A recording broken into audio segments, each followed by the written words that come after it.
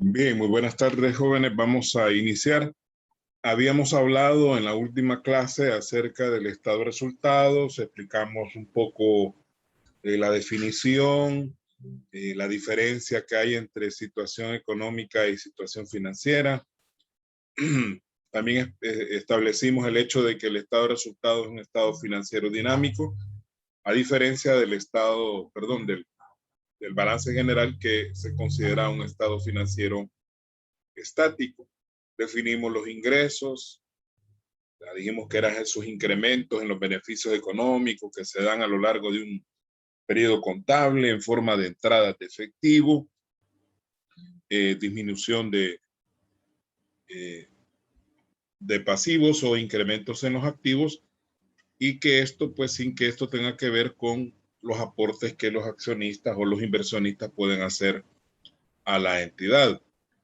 También definimos el gasto, que era lo contrario, son decrementos en los beneficios económicos que tienen un efecto negativo en el patrimonio y que pues se dan en forma de salidas de efectivo, incremento de los pasivos, ¿verdad? O entradas de efectivo, incremento en los pasivos o decremento en los activos, y que en todo caso pues no tenían una incidencia, o más bien no tienen relación con los retiros que los accionistas o inversionistas puedan hacerle a la entidad. También vimos la clasificación. Sí, ya está anotado lo de la compañera que tenía la vacuna del COVID, no hay problema. Entonces, también vimos la parte de la clasificación, cómo se clasifican los ingresos y cómo se clasifican los gastos. Vimos luego las fórmulas que rigen el estado de resultados y por ahí pues un modelo que no lo vimos a profundidad, porque hoy vamos a ver un ejemplo con números. Por ahí les envié ese mismo día, parece un día antes de la clase pasada, un ejercicio que es de la comercial El Ángel. El Ángel.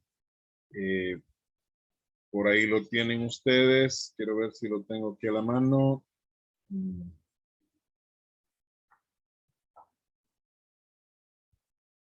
No, este es el otro. Vamos, ejemplo 1.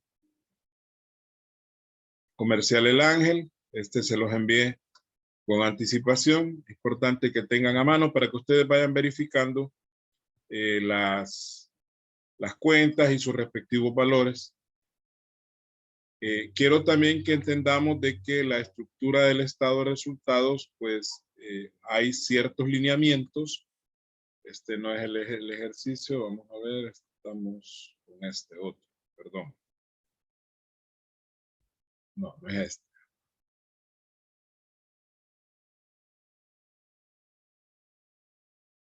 El Ángel. Ahora, lo que se busca, más allá de dar recetas de cómo se debe elaborar un estado de resultados, lo importante es tener claro cuál es la lógica que rige toda la estructura del estado de resultados.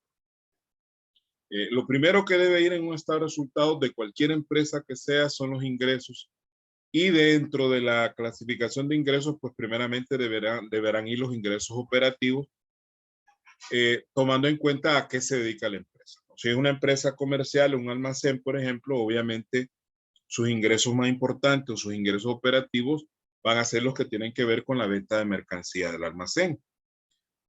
Así, si tenemos, por ejemplo, una empresa que se dedica al cultivo de la caña, pues obviamente los ingresos más importantes van a ser de la venta de la cosecha de la caña.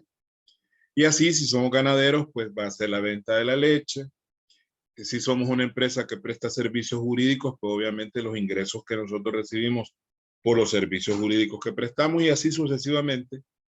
Cada empresa va a tener sus respectivos ingresos operativos, que van a ser siempre los primeros que deben aparecer, porque de esos ingresos depende todo lo demás. Es decir, la cobertura que nosotros vamos a hacer de los gastos que hagamos va a depender mucho de los ingresos que obtengamos. Entonces no podemos hacerlo al revés, no podemos comenzar con los gastos y seguir luego con los ingresos. Debe ser Primero los ingresos y luego los gastos. Ahora, se va haciendo a base de etapas que le van dando cierta lógica. Ya vamos a ir viendo cuando vayamos avanzando con el ejercicio cuál es esa lógica bajo la cual se van creando estas diversas etapas. Ahora bien, por ejemplo, si usted tiene un estado de resultados de un banco, por ejemplo, va a ser totalmente diferente al que vamos a hacer hoy. ¿Por qué? ¿Cuál es la principal fuente de ingresos de los bancos? Generalmente van a ser los productos, así se le llama, que se obtienen o que se perciben de las operaciones activas. Es decir, el banco, cuando hace operaciones activas, significa cuando el banco coloca dinero en el mercado y, por ejemplo, la operación más importante son generalmente los préstamos. Entonces, cuando el banco le presta dinero a una persona, la persona debe cubrir los intereses de ese préstamo más otros gastos otras comisioncitas por ahí que el banco siempre le aplica en este caso a los prestatarios, a las personas que reciben el dinero. No solo los intereses, pero sí los intereses constituyen la principal fuente de ingresos del banco. Asimismo, los costos más importantes, los gastos más importantes del banco serán los intereses que el banco paga por las operaciones pasivas. En este caso, los depósitos. Entonces, esto lo pongo de ejemplo porque no es que hay una sola forma de hacer este resultado. Asimismo, si hay una empresa industrial, usted sabe de que previo al estado de resultados hay que hacer otros documentos como el estado del costo de producción, donde vamos a combinar la materia prima o material directo, la mano de obra, los gastos indirectos o carga fabril, y pues esto va a ser previo al hacer el estado de resultados. Pero en esencia lo que se busca es, primero, visualizar lo que constituyen los ingresos más importantes y luego ir deduciendo los gastos a la medida que vamos avanzando hasta llegar a los gastos hasta llegar a los ingresos y gastos extraordinarios que, como lo mencionábamos en la clase pasada, son aquellos ingresos que no son de todos los días, ¿verdad? Que se dan de manera esporádica, y lo mismo son gastos extraordinarios que no se dan todos los días, sino también se dan de manera esporádica. Entonces, habiendo aclarado eso y tomando en cuenta que usted ya en algún momento ha visto no uno, sino que probablemente muchos estados de resultados en diferentes asignaturas que usted ha llevado o desde el bachillerato lo viene viendo, pues mi intención no es confundirlo, sino más bien fortalecer esta parte de la elaboración de los estados financieros. Comenzamos, lo primero que vamos a colocar acá son las ventas netas. Es lo primero que usted debe considerar, sería el primer bloque. Si lo vamos a ir identificando por bloque, pues sería el primer bloque que debe llevar el estado de resultados. Ahora usted puede ver acá que tenemos un encabezado que dice primero, pues, el nombre de la empresa, que en este caso es Comercial El Ángel S.A. Ya con eso, pues, tenemos claro que es una sociedad anónima la que vamos a tomar como base. El estado de resultados del dédice, o sea, del 1 de enero, generalmente es del 1 de enero, al 31 de diciembre del 2020, 21, etcétera, cualquiera que sea el año, expresado en dólares de Estados Unidos. Recuerde que la moneda es uno de los requisitos que lleva el encabezado, al igual que en el balance. Va a ir expresada la moneda también en el estado de resultados. Ahora, esto que dice aquí conceptos y luego las columnas numeradas del 1 al 4, ya en una situación práctica no es necesario que se ponga, ¿no? Sobre todo la numeración de las columnas. Yo las numero por cuestiones didácticas para poder identificarlas de manera más práctica con ustedes. Es decir, yo les digo la columna 2, la columna 3, no tienen que estarlas contando para saber cuál es cuál. Ya están plenamente identificadas con números. Eso es la única razón por la cual yo estoy colocándole números a las columnas. Es un propósito didáctico más que un propósito práctico real. Pero para calcular las ventas netas, nosotros necesitamos ciertos valores. Y el primero que vamos a considerar son las ventas totales. Dice bien, las ventas totales.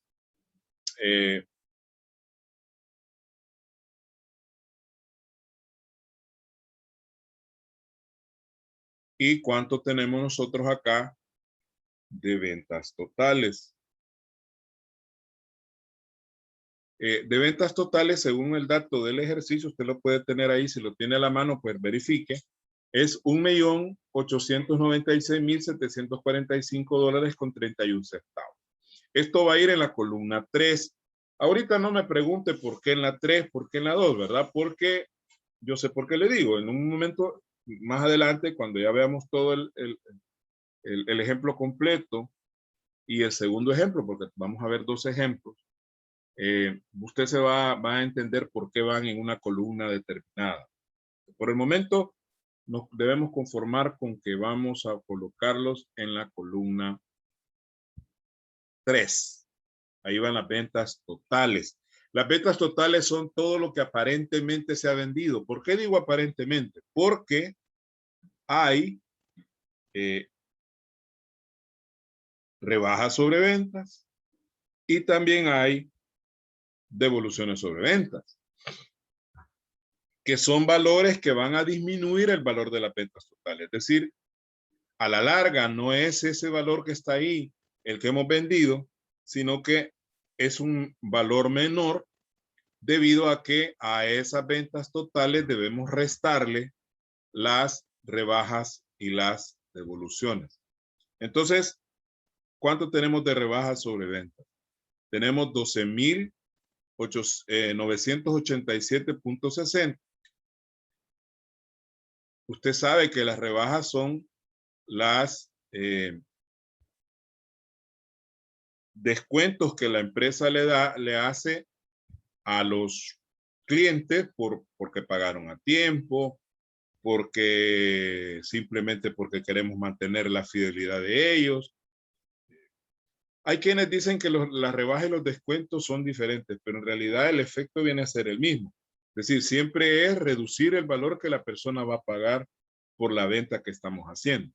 Eso reduce el valor de la venta real, el ingreso se disminuye. Y tenemos las devoluciones, que para el caso son 7.600.45. Las devoluciones, como su nombre lo indica, usted sabe que es cuando el cliente, pues, no le gustó el producto o no estaba de acuerdo con lo que le había pedido, por diversas razones, devuelve el producto. O a veces porque el producto va en mal estado. Hay diversas causas. Entonces, aquí en la columna 2, ambas van a ir en la columna 2, vamos a sumarlas, ¿verdad? Vamos a sumar las rebajas más las devoluciones, primero las vamos a sumar. Y la suma de ambas nos va a dar, en este caso, 20.588.05. Esta sería la suma de las rebajas más las devoluciones sobre venta. Esto lo vamos a trasladar en la columna 3, donde ya tenemos esperando las ventas totales. Entonces, a las ventas totales les voy a restar la suma de las rebajas y devoluciones y eso me va a dar como resultado, eso me va a dar como resultado, permítanme.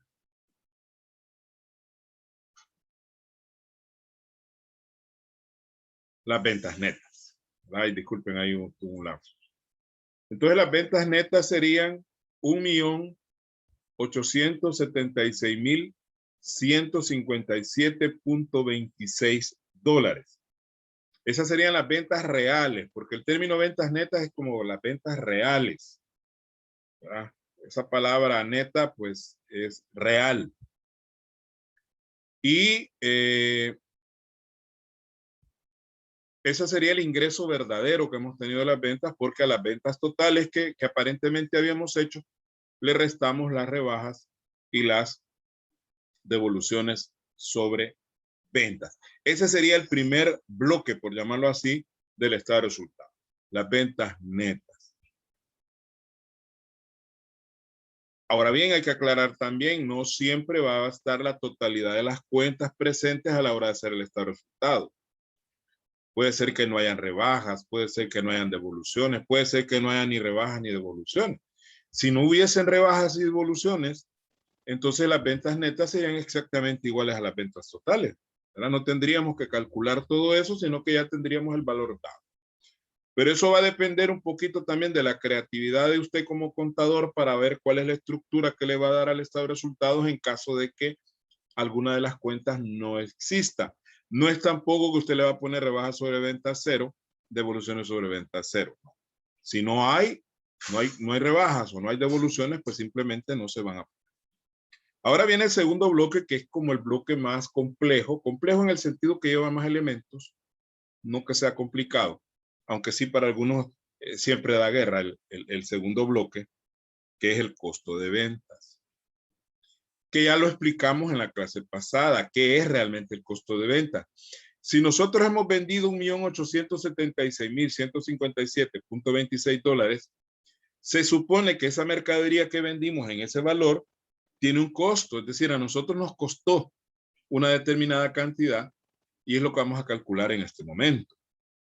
Iniciando por el inventario inicial, valga la redundancia. ¿Qué es el inventario inicial? Bueno, el inventario inicial es la cantidad de mercadería que había el 1 de enero. ¿Cuánta mercadería teníamos el 1 de enero? Es lo que vamos a plantear aquí. Y según esto, nosotros teníamos un inventario inicial de $650,345.56. Ese era nuestro inventario inicial. Es decir, la cantidad, el valor más bien de la mercadería que existía en la bodega al inicio del periodo.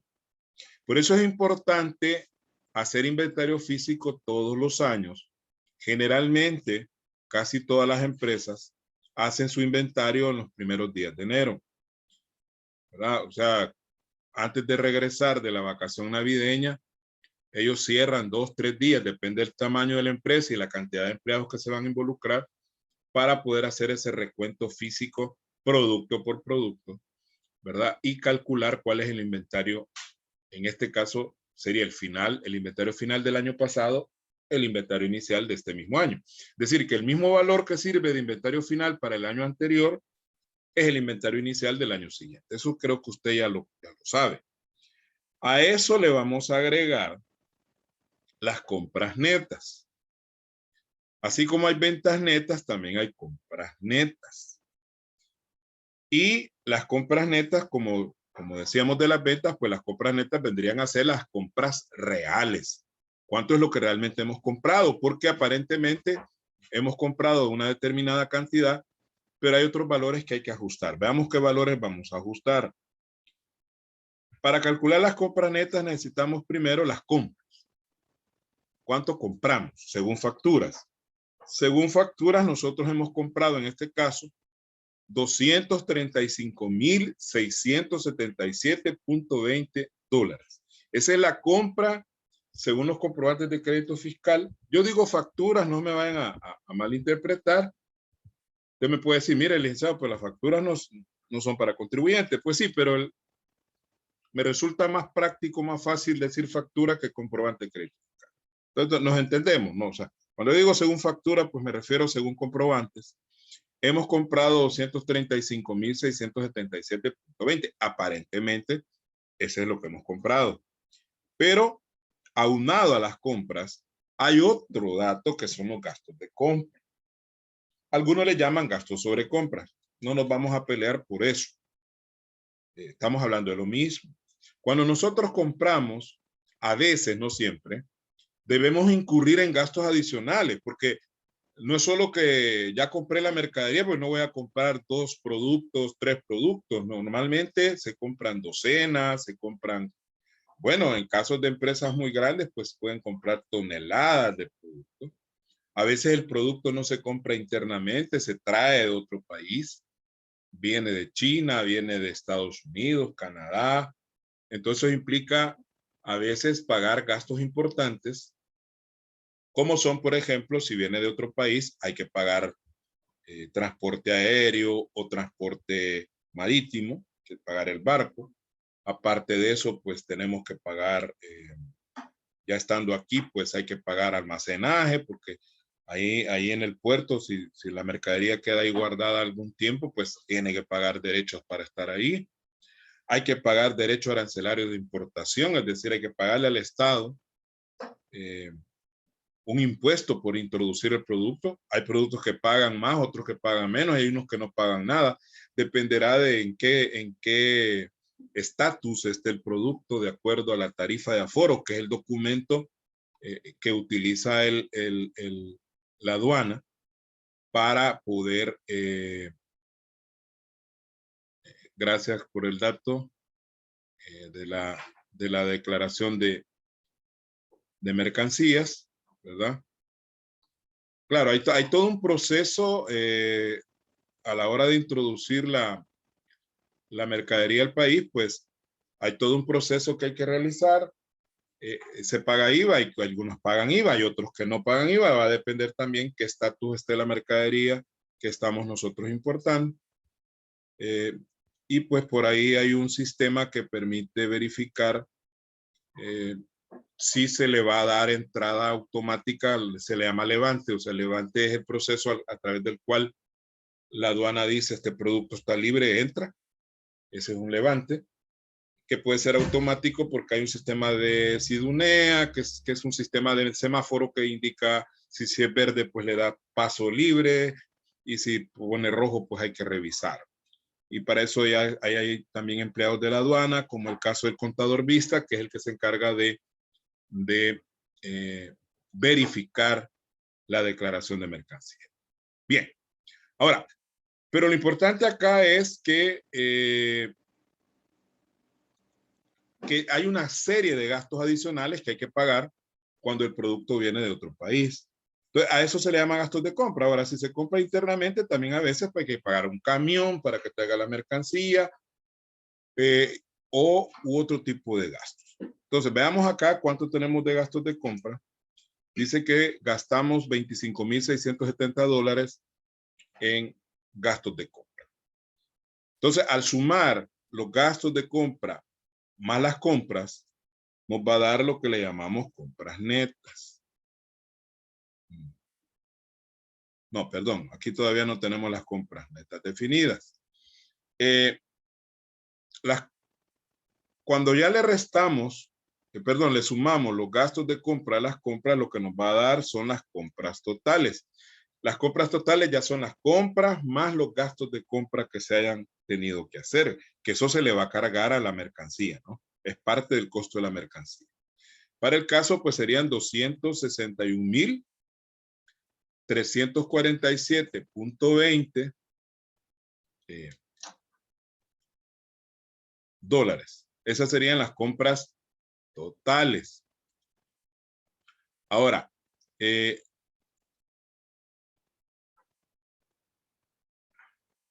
muy bien, no hay problema. Compañero Marroquín, no hay problema. Vale. Entonces, a las compras totales le vamos a restar, porque igual que en las ventas hubo rebajas y devoluciones sobre ventas, también aquí hay rebajas sobre compras y hay también devoluciones sobre compras. Entonces, ambos valores, vamos a ver acá, dice que hay $2,300 de rebajas sobre compras y hay $650 de devoluciones sobre compras. Entonces, esos dos valores los sumamos, nos va a dar 2,950. Se los vamos a restar a las compras totales. Aquí están las compras totales en la columna 2. Menos la suma de las rebajas y devoluciones sobre compras, que serían 2,950. Y al hacer la resta, pues nos va a dar las compras netas, que para el caso son 258,397.20, que lo vamos a escribir en la columna 3 porque ahí tenemos ya esperando el inventario inicial. Por eso va en la 3 el inventario inicial, porque ahí va a ir a caer. Es cuestión de cálculo de columna, ¿verdad? En qué columna debe ir algo para que pueda ser operado con la cantidad que sigue. Les voy a subir un poquito acá, perdón. Bueno, estamos bien. Costo de ventas. Estamos todavía dentro del costo de ventas. Ya tenemos el inventario inicial.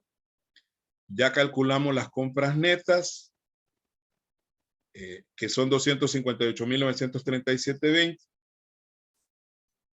¿Y qué vamos a hacer ahora? A sumar al inventario inicial, que es la mercadería que estaba al principio, le vamos a agregar las compras netas, que es lo que se compró durante todo el año. Y eso nos va a dar como resultado algo que se llama mercadería que estuvo disponible.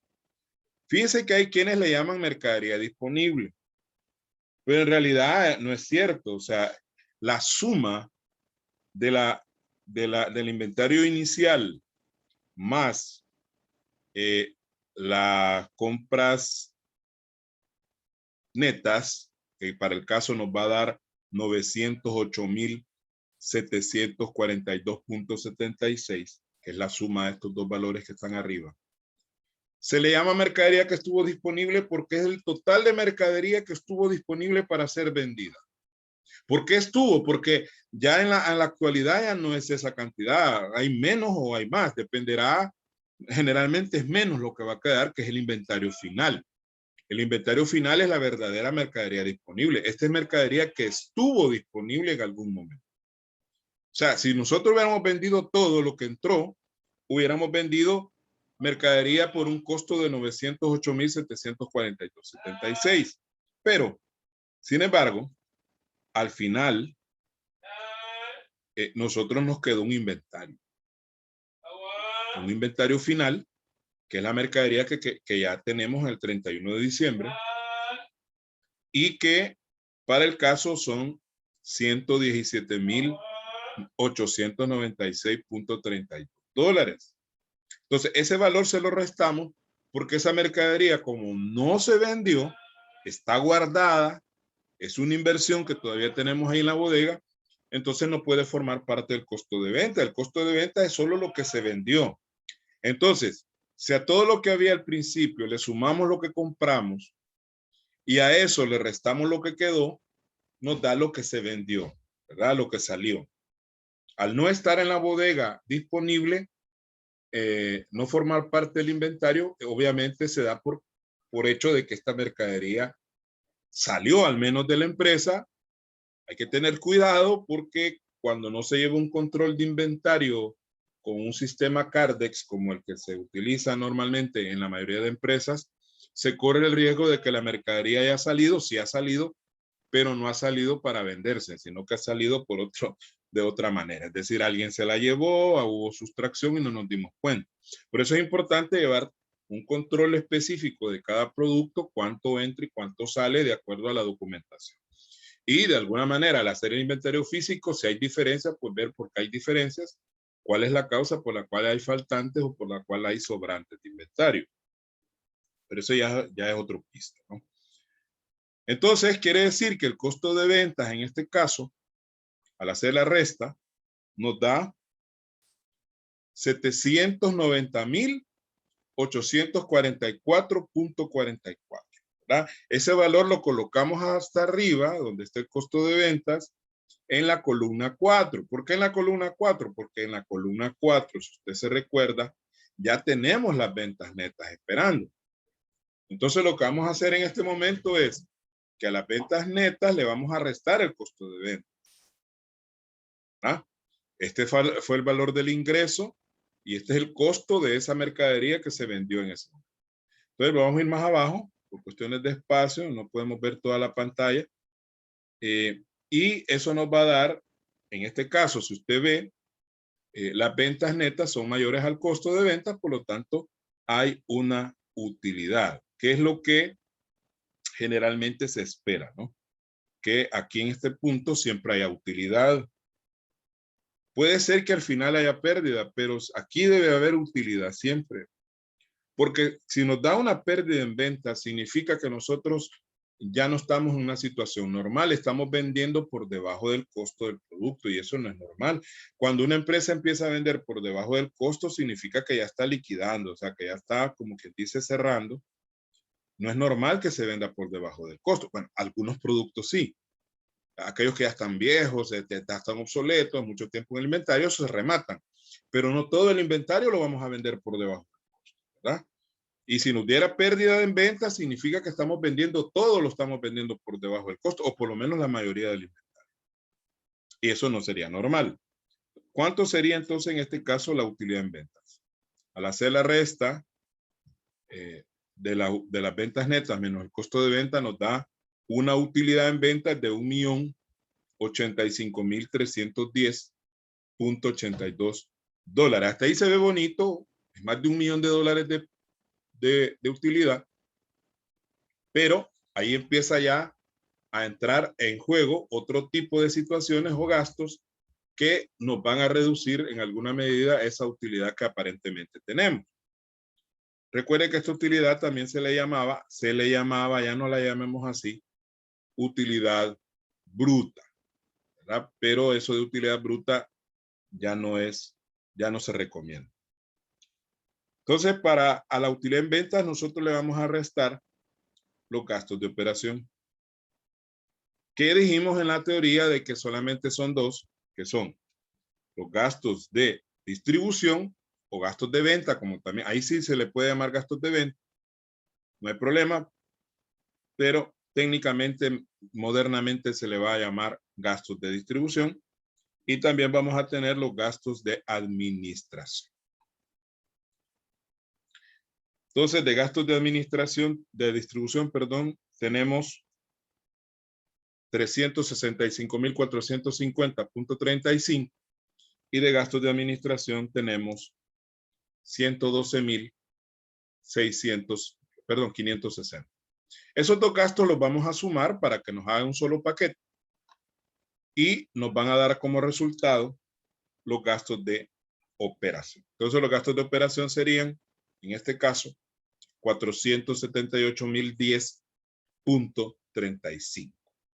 Es bien importante analizar, ya cuando estamos haciendo un análisis financiero, qué tan grandes son los gastos de operación con respecto a la utilidad y con respecto a la venta, porque a veces nos da una utilidad en venta bastante atractiva, muy bonita, pero ya cuando lo contrastamos con los gastos de operación a veces se comen esa utilidad bonita y la reducen. Y a veces no solo la reducen, sino que la convierten en pérdida. Vamos a calcular acá entonces la utilidad de operación, que sería la resta de la utilidad en ventas menos los gastos de operación, y para el caso nos daría 607.300.47 dólares. Entonces vemos de que los gastos de operación reducen la utilidad, no tanto a la mitad, no un poquito más arriba de la mitad de lo que teníamos de utilidad en ventas. Ahora, ¿son malos los gastos de operación? No son malos, pero sí hay que mantenerlos un poco controlados porque hay gastos de operación que a veces no se justifican. Vamos a cerrar ahorita esta parte, nos reconectamos inmediatamente para continuar con el cuadro.